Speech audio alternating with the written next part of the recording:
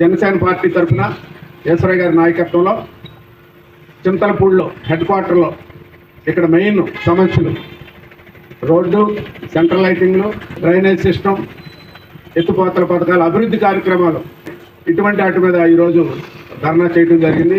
వాళ్ళ ఎన్నికల్లో వైసీపీ 1-2 గెలవటం కాదు, గ్రామ పంచాయతీ దగ్గర నుంచి, మండల పరిషత్ దగ్గర నుంచి, జిల్లా పరిషత్ దగ్గర నుంచి ఒక శాసనసభ్యుడు కానివ్వండి, పార్లమెంట్ సభ్యుడు కానివ్వండి, ముఖ్యమంత్రి అధికారంలో వీళ్ళే ఉన్నారు, అన్నీ అనుభవిస్తున్నారు.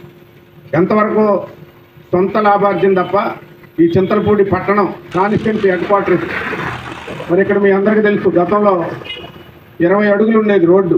మరి ప్రజలందరి సహకారంతో మరి అప్పుడు నేను శాసనసభ్యుడిగా ఉన్నప్పుడు దీన్ని 66 అడుగులు పగలగొట్టి రోడ్డు 6 కోట్ల రూపాయలతోటి రోడ్డు వెడల్పు కార్యక్రమాలు పూర్తి చేసి దీనికి సెంట్రల్ లైటింగ్ వేయడం జరిగింది. కానీ ఇది నగర పంచాయతీ అయింది.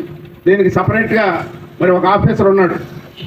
అతను కూడా పట్టించుకోకుండా, సర్పంచ్ పట్టించుకోకుండా మరి లైట్లు సెంట్రల్ లైటింగ్ వెలిగించట్లేదంటే అంతకంటే సిగ్గుసేటు, అవమానకరమైన విషయం చింతలపూడి కాన్స్టిట్యున్సీలో ఇంకోటి లేదనేది మనం చెప్పొచ్చు. రాష్ట్రంలో క్యాండిడేట్లు పెట్టుకోలేని పరిస్థితికి ఇవాళ వైసీపీ పార్టీలో రావడం జరిగింది.